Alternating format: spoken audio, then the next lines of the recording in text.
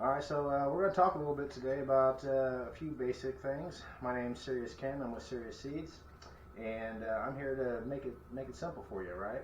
And this is my friend Mark. He's with JG2 Enterprises, and we're going to get a better banner and some things going, but you can see his logo. Mine's not up there yet, but we'll get it. We're here to take the mystery out of some things, so if you've got questions, you've got issues, you want to take the mystery out of some things, then drop us a line anytime. We got links down in the comments. And hit up Serious Ken, or you can hit up Mark at JG2 Enterprises, and we'll get you squared away. But I'm going to talk about seeds a little bit today, since that's what I do primarily. And let's just talk about the basics. You got photoperiod seeds and you got autoflower seeds. Okay, and not everybody understands the difference, and that's okay. Right, because some of us are in different stages in this journey with our garden. Hopefully we can take some of the mystery surrounding Hopefully that away from everyone. That's exactly what we want to do. So when we're talking about our seeds, you got two choices. You really got three choices, right?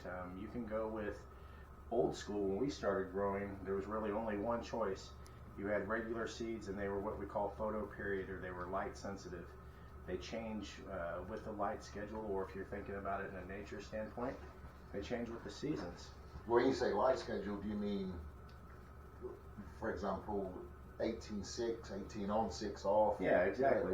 So switch to flower. when we talk about a photoperiod, it needs a certain amount of darkness to flower to trigger it to go into flower, just like in the fall when the leaves change outside. The trees have read that there's a certain amount of darkness in the day, and it's time for the season to change. Right. So we get all those beautiful colors and all those beautiful trees, and then unfortunately we got all those leaves to break up, right? But it's no different with cannabis strands. So it'll stay in a vegetative state as long as it gets more than about 14 hours of light for most plants. Your typical growers will run it in a vegetative state for 18 hours to be safe and to get the most growth. That's what I run at, 18 hours on, 6 hours off. And that's what I do too as well most of the time. Right. So that one, it's going to stay. If you're growing a photoperiod plant, it's going to stay in that vegetative state as long as you're giving it we're just going to go with 18 hours of light, because that's what most people do, right? You keep it in that high light period, right? When you're ready to switch a photoperiod into flower, when you've got it filling up your canopy, or you filled up your grow space, or whatever your situation needs, then you flip it to a 12-12 light schedule. Right.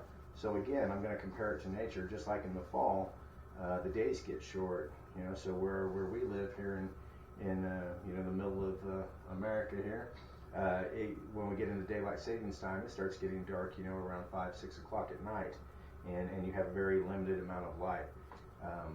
That's what we're going to do with our grow rooms or our grow tents, or whatever environment you're growing in. So you get ready to flower, you're going to switch it into 12-12, 12 hours of light, 12 hours of darkness, and it's going to start to flower, and then you start getting into the fun part of the grow, and that's making buds. Yes, that aroma.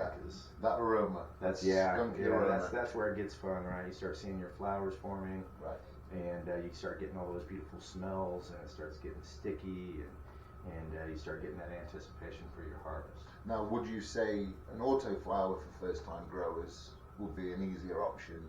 There's less concentration on having to worry about lighting schedules, or yeah. So then the other type of seed that you have is an autoflower seed, and it's just like it sounds. It's going to flower in a set number of days. It doesn't care what the light schedule is, figuratively speaking. If you were growing a tomato plant at home, right, in 65 days, no matter how much light or sun it's getting within reason, it's going to produce tomatoes in about 60-65 days. In essence, a tomato plant is auto-flowering. It doesn't require a change in the light schedule to induce fruits or flowers. Right. Right. So for a newer grower, a lot of times we start with autoflowers. There's a few reasons. One, they just go from start to finish. You don't have to change light schedules.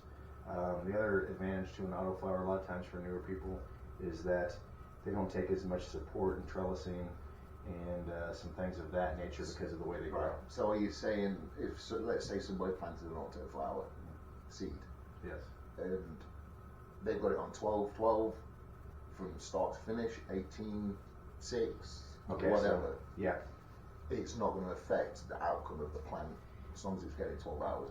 It will. Now, when you run your autoflowers, what's kind of ironic about the autoflowers is you actually want to give it more light. So One of the other advantages of the autoflower is it'll grow under a 12-12 light schedule and flower. It'll also flower under an 18-6. It'll flower really well under 20 hours of light and 4 hours of darkness. Right. And you can grow them under 24 hours of light. The autoflower is going to make flower no matter what. Now, there's some controversy over what schedule is best. Personally, I like the 20 hours of light and the 4 hours of darkness on an autoflower. However, to get your fastest yields, 24 hours light continuously will give you your finished product the quickest. And autoflowers have come a long, long way since, I mean, in the last 20 years, it's phenomenal from getting an ounce to massive yields now off of autoflowers. Yeah, and the techniques are really pretty simple. They tend to do, at least in my experience, they tend to do a little bit better organically grown. So me personally, I like to use like a 5-gallon fabric pot, and I mix in some dry amendments that we can talk about a little bit some other time. And I plant right in that one container, and from start to finish, from the time it germinates, and usually most strands anymore somewhere around 70-75 days, at least on my menu. Right. From seed to picking that plant is 75 days, and they're real easy to plant. And these are your own personal breeds, right? Yeah. So I've got my own line of breeds as well as I carry classics. You can always see that at GetSeriousSeeds.com anytime you want. You can also drop me a line from the website. But the autoflowers, personally, I like the 20 hours of light and the 4 hours of darkness because I believe that most everything needs a little bit of sleep. Right. So and obviously you can't clone off of an autoflower because it's already started its life cycle. So if someone grows one thinking it can get 100 clones off of it and multiply that way, it doesn't work. No, it doesn't work. It's going to go from start to finish. Now, will it physically clone and take roots? Yes, absolutely. It will. But that branch that you cut off to take the clone, it will continue in whatever phase it was in. Right. Right. So if it was about 2 weeks away from starting to flower, then when you clone it, it's going to push right into the flower. So it's flowering. You can't save it by clones. You can only reproduce it through seed form. Which is good if someone's trying to save a genetic and they don't want it released out there for there's definitely somebody else to breed it. Commercial advantages to that for sure. Right. There's also some pest management advantages because if you're in the industry, I mean, Mark, you know, if you buy clones in any kind of quantity, you're going to run into some clones that have some problems with pests. Whether it's going to be thrips, spider mites, powdery mildew, you could have bugs, you can have lots of issues. So one of the advantages, and I'm not trying to scare anybody off clones because we sell thousands of clones, but you want to really be careful and do your due diligence when you're shopping for clones because there's a lot of clones out there that are coming off of sick plants